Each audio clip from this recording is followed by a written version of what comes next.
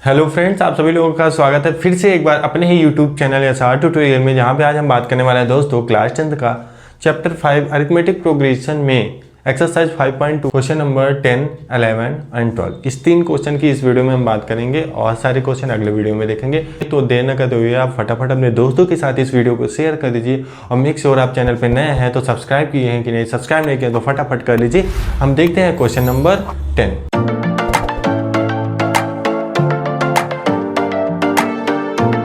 तो question number 10 में क्या बोला है कि the 17th term of AP exceed it's 10th term by 7। मतलब जो 17 टर्म हमारा है वो एक्सीड हो रहा है 10 टर्म से 7। ठीक है, तो फाइंड द कॉमन डिफरेंस। तो यहाँ पे सिंपल सी बात है, इसमें अगर हम देखें तो हमारे पास क्या बोला है, सीधा सा हम ऐसे अगर लिखना चाहे, बोला है 17th टर्म होगा इक्वल कब, किससे ज़्यादा, 10 टर्म से अगर हम 7 ज़्यादा कर दें तो 17 टर्म के इक्वल हो जाएगा। तो यहाँ 17 टर्म को हम क्या लिख सकते हैं, एपी के फॉर्म में A17। ठीक है, A17। और 10 टर्म को क्या लिख सकते हैं, A10। और प्लस में यहाँ पे 7 है। अच्छा, A17 को हम क्या लिख सकते हैं, अगर D के फॉर्म में लिखना हो तो लिखते हैं हम क्या, A+16 का D। ठीक है, और इसको क्या लिखते हैं, A+9 का D प्लस का 7 हो जाएगा। यहाँ पे A सेम है तो A कैंसिल हो जाएगा, इधर लेके आते हैं। और यहाँ पे D को इधर कर लीजिए तो 16D माइनस का 9D इज इक्वल टू 7। तो यहाँ पे आ जाएगा आपका 7D इज इक्वल टू 7 और यहाँ पे D की वैल्यू आपका आ जाएगा 1। तो यहाँ पे जो हमको कॉमन डिफरेंस निकालना था बहुत ही इजी वे में हमने निकाल दिया। कॉमन डिफरेंस यहाँ पे 1 होगा। ठीक है, इस क्वेश्चन का। तो देखते हैं क्वेश्चन नंबर 11 कि which term of the AP 3, 15, 27, 39 will be 132 more than it's 54 term. यहाँ पे देखिए एक आपके पास AP है 3, 15, 27 एंड 39। यहाँ पे बोला है कि अगर इसका 54 टर्म तक हम निकालते हैं और उसमें 132 और ऐड करते हैं तो जो लास्ट वैल्यू जो हो रही है यहाँ पे, जैसे 54 टर्म का कोई वैल्यू आएगा, अब कोई वैल्यू आने के बाद उसमें हम क्या करते हैं, 132 को और ऐड कर देते हैं तो वो आपका लास्ट टर्म हो जाएगा। तो लास्ट टर्म तक जो AP जाता है वहाँ तक कितने टर्म होंगे, ऐसे ही अगर AP आपका चल रहा है कैसे, 3, 15, 27, 39 से। ठीक है, तो यहाँ पे देखिए हमारे पास गिवन है क्या, एक AP क्या गिवन है, 3, 15, 27 एंड 39। ये कहाँ तक जा रहा है, 54 टर्म तक जा रहा है, मतलब कि A 54 तक जा रहा है। तो यहाँ पे n की वैल्यू अगर हम देखें तो हमारा क्या हो रहा है, 54 हो रहा है। ठीक है, अब बोल दिया है कि 54 टर्म तक जा रहा है तो कोई वैल्यू यहाँ पे आएगा ही आएगा। और उसी में बोल दिया अगर हम 132 और ऐड कर देते हैं, मतलब कि 132 यहाँ तक और जाते हैं तो यहाँ पे जो आपका थोड़ा सा और आगे जाएंगे हम, तो यहाँ पे लास्ट टर्म आपका क्या होगा, इसमें ऐड होके 132 क्या 132 ऐड हो जाएगा जो यहाँ पे आएगा। तो यहाँ पे जो वैल्यू आता है 132 ऐड करने पे, उसके बाद उस AP का क्या कर देना है, टर्म निकाल देना है। थोड़ा सा यहाँ पे समझते हैं कि पहले हम क्या निकालेंगे, A54 की वैल्यू निकालेंगे। A54 की वैल्यू कैसे निकालेंगे, यहाँ पे हमारे पास n गिवन है कितना, 54। ठीक है, तो AN की वैल्यू हम कैसे निकालते हैं, या तो A54 भी हम यहाँ पे लिख सकते हैं। A54 की क्या लिखते हैं हम कि A+n-1D लिखते हैं। तो यहाँ से देखेंगे A की वैल्यू आप रख सकते हैं 3, यहाँ 54 माइनस 1 कितना हो जाएगा, 53 हो जाएगा। और D की वैल्यू कितना है, 12 आ जा रहा है। D की वैल्यू कैसे निकालेंगे, कोई भी 2 कॉन्जिक्यूटिव नंबर ले लीजिए, इनका डिफरेंस देखेंगे तो 15 माइनस 3 कर देंगे तो आएगा 12। ठीक, इसको मल्टीप्लाई करते हैं तो 3 प्लस 12 3 जो 36 6 एंड 12 5 जो 60 63। यहाँ पे देखेंगे आपका 639 आपका A54 मतलब 54 टर्म की वैल्यू आ गया। अब इससे हमको क्या बोला है कि A54 में आपको क्या करना है, ऐड करना है 132।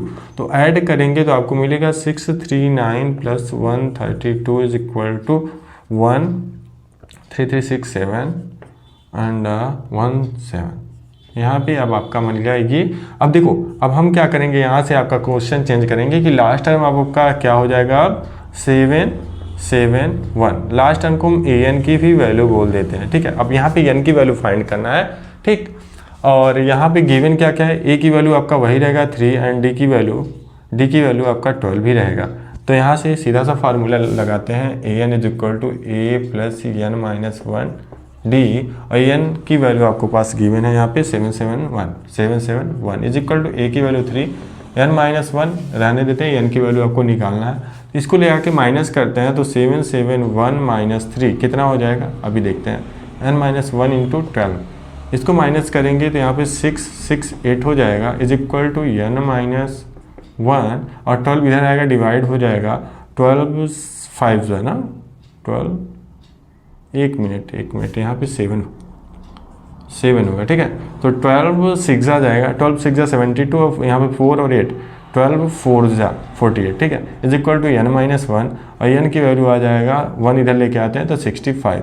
तो यहाँ पे टर्म आपके पास कितने हो गए, मतलब यही पूछा था कि अगर 54th टर्म में 132 ऐड कर देते हैं, 54th टर्म में यहाँ पे 54th टर्म में 132 ऐड करते हैं तो जो नंबर आएगा उसका आपको टर्म निकालना है, अगर ऐसे एपी जा रहा है तो यहाँ पे हमने टर्म निकाल दिया, ठीक है। बहुत ही ईजी ये भी क्वेश्चन था, आप एक लाइन वाइज अगर चलते हैं तो आपको बहुत आसानी से समझ में आएगा, ठीक है। और कहीं भी आपको डाउट आता है आप कमेंट सेक्शन में पूछ सकते हैं। हम नेक्स्ट क्वेश्चन देखते हैं, question number 12। 2 APs have the same common difference. The difference between their 100 term is 100. And what is the difference between their 1000 term. तो अगर यहाँ पे हम देखें एक चीज़ यहाँ पे देखें क्या कि हमारे पास इसमें गिवन क्या है, यहाँ पे सेम कॉमन डिफरेंस है, सेम कॉमन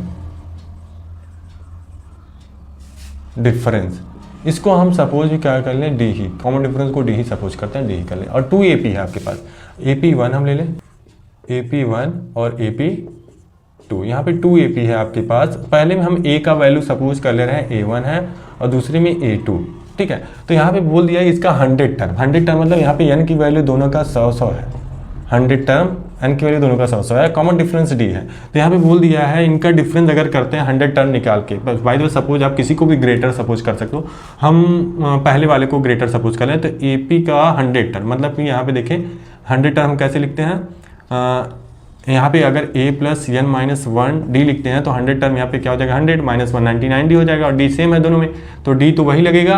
अब बस हमारा जब फर्स्ट AP लिखते हैं, जैसे फर्स्ट AP के लिए A1 हो जाएगा और AP सेकेंड के लिए आपका A2 plus n minus 1 D हो जाएगा, एन की वैल्यू दोनों में ही क्या रहेगा 100 रहेगा, 100 टर्म निकालते हैं तो 99 डी हो जाएगा। तो इनका डिफरेंस अगर देखें तो 100 टर्म तक का तो A1 ये A1 और ये 100 टर्म ऐसे हम लिख सकते हैं क्या, A1 आपका पूरा A है, A100 लिखते हैं, ठीक है।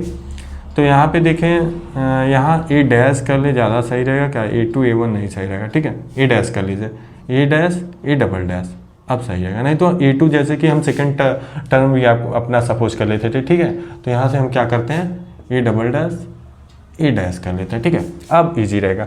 यहाँ पे A dash minus A double dash 100 term तक निकालते हैं तो हमारा वैल्यू आ रहा है 100।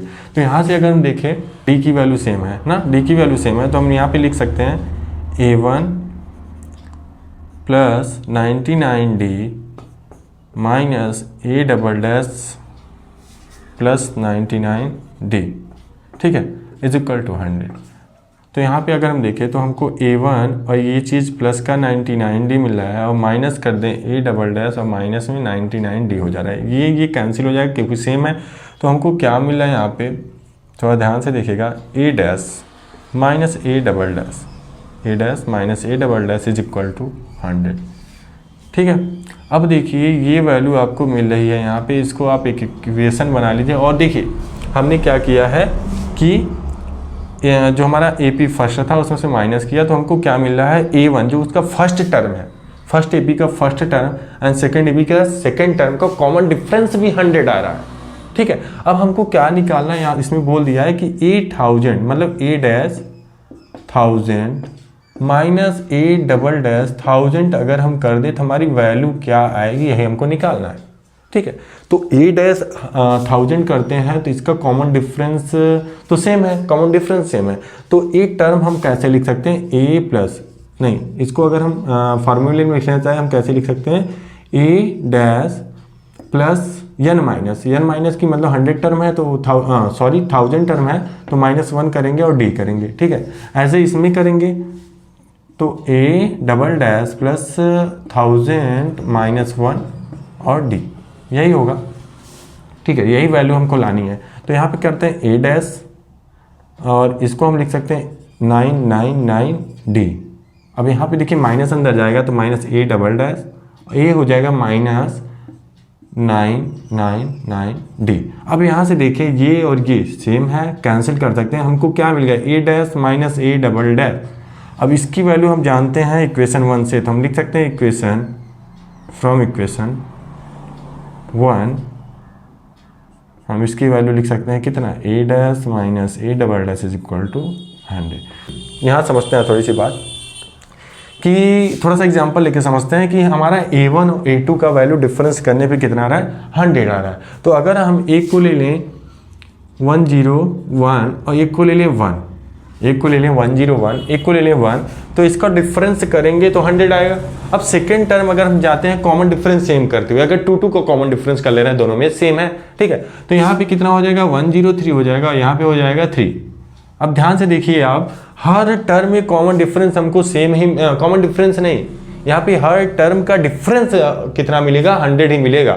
ध्यान से देखिए, अगर हम और आगे जाएं तो यहाँ क्या हो जाएगा 105 वही हो जाएगा 5, 107 और 7। तो इसलिए भैया अगर कॉमन डिफरेंस सेम है और उस एपी का डिफरेंस कुछ भी है, जैसे यहाँ पे 100 है, तो चाहे जितना हम टर्म तक जाए, चाहे फर्स्ट टर्म तक जाए, जैसे यहाँ पे हमने देखा first term minus first term, first AP का सेकंड एपी का 100 आया है, और यहाँ पे अगर हम एग्जांपल लेके देखें फर्स्ट टर्म में भी 100 आ रहा है हमको, और सेकेंड टर्म में भी 100 डिफरेंस आएगा, थर्ड टर्म में भी, ऐसे 100 टर्म में भी कॉमन डिफरेंस 100 है, और हम देखेंगे तो 1000 टर्म में भी कॉमन डिफरेंस 100 है, ठीक है। तो ये आपको समझना पड़ेगा। ऐसे क्वेश्चन आते हैं तो चाहे ये आप जैसे 100 है 10,000 टर्म तक डिफरेंस पूछे तब भी 100 होगा, लाख टर्म तक डिफरेंस पूछे तब भी 100 होगा, ठीक है। आई होप ये आप लोग को क्लियर हुआ होगा। ऐसे ही इसका सोल्यूशन प्रॉपर ऐसे ही करेंगे, आप एग्जाम में सीधा ऐसे करके आ सकते हैं। इंपॉर्टेंट क्वेश्चन है, आप लोग इसको ध्यान से देखिएगा, ठीक है।